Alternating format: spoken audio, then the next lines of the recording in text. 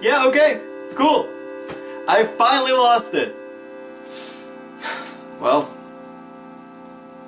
here goes.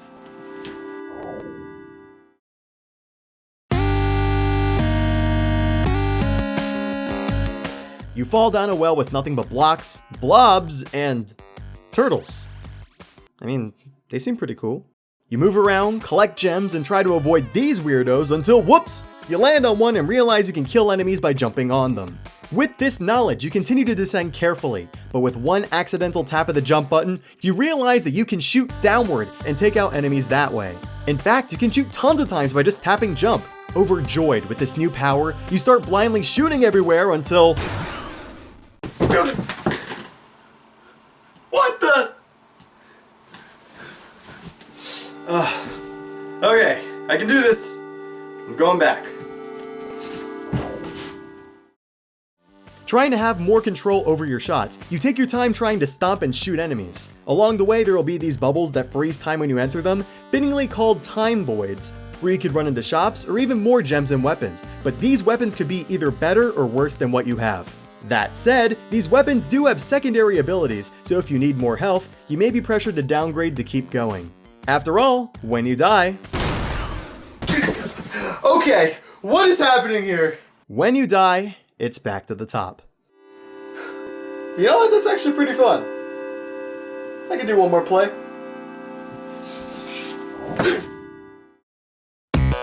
This is the main premise behind Downwell. Created by Ojido Fumoto in Japan, this game is simple. Keep falling down and don't die.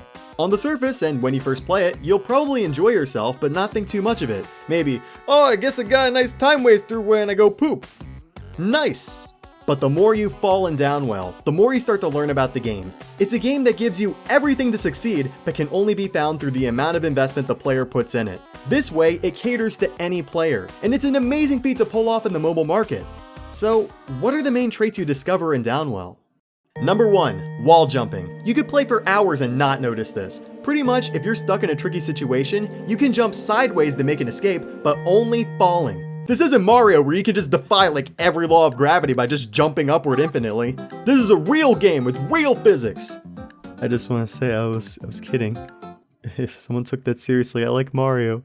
Number 2, gem high. If you get enough gems at one time, the meter at the top of the screen will start to fill up, and when it reaches maximum, your gem high increases your shot power. I like how instead of just making it a temporary boost, Oshino made it so if you keep collecting gems, the power up could go on for the rest of your run. It's just another small skill-based statistic to keep an eye on while you're playing.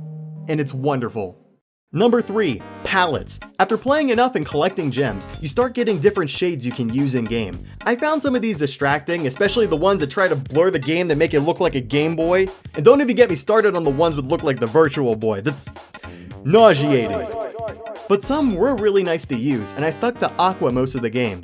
I feel like if they were easier to look at, these could be a lot more than a one-time novelty, but Ojido's making a palette creator in a future update, so there's that I guess. But that said, the two-color scheme of the game works extremely well, since it shows what's okay to touch and what are either gems or parts of enemies you can't touch, so you can mostly understand an enemy the second you see it. There's a lot of thought put behind what seems to be very simple graphics.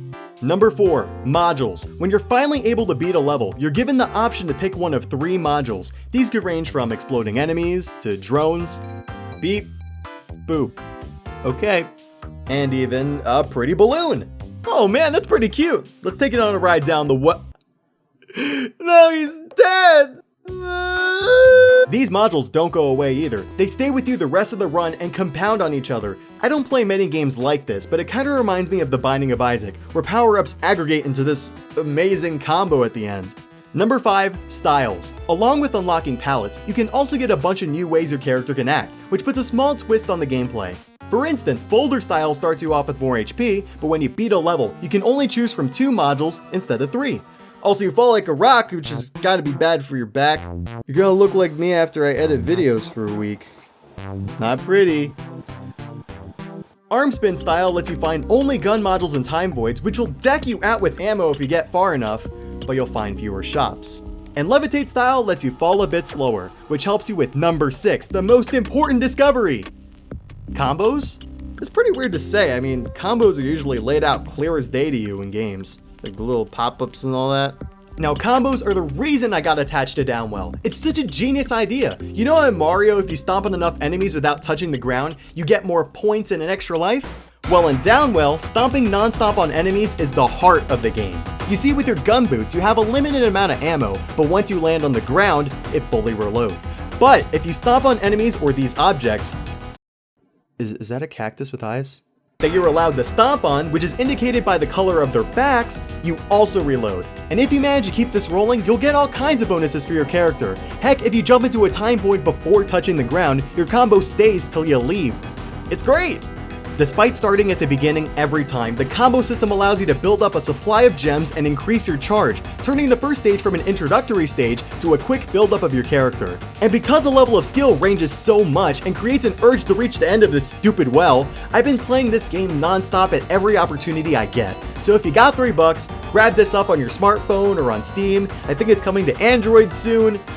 Or like me, both. To me, it's the best time waster of 2015, and I don't say that lightly. There's been a lot of really hooking games this year. I haven't got anything done, okay? Whew! So, with everything that we've learned from this game, let's go in one last trip in the well. I'm getting kind of tired from jumping. That was believable, right? So since I'm going for a combo run, I'm gonna choose Levitate style. I check all the time voids, find a cool weapon that gives me extra health. Awesome. I dive deeper, kill some turtles, and hey, a shop! Okay, gotta decide. Do I want more energy, more health, or maybe a bit of both? I could also try to steal from the store. Okay, never mind.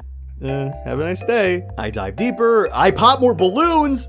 I'm running low on health, and I come across this crappy weapon in a time void. But if I don't take it, I might die later, so whatever. I'm stuck with Nappy. God, I hate Nappy so much. And several levels later, I do die. But I got a lot further this time, and I want to keep improving on my own style. It's fun, it's addictive, and I'll play just one more.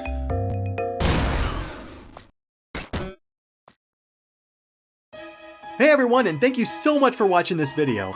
As I said earlier, I'm going to be reviewing Undertale as a series, so I'm working on some smaller projects so I don't burn out because the entire thing's going to be about 55 minutes. So that's a really big editing project. But in the meantime, if you want something to watch, my friend the 8-Bit Duke also did a video on Downwell if you want to check that out. The link is right in the outro. You should see it front and center. So, I'll talk to you guys later and hopefully see you soon with some Undertale.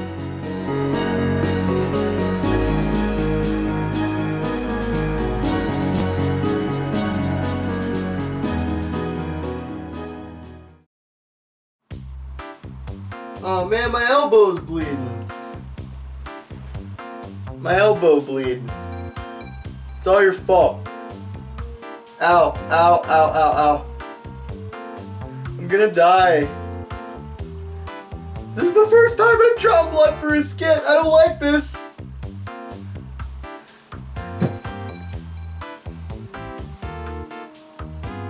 Take me. That's it, that's the end of the show.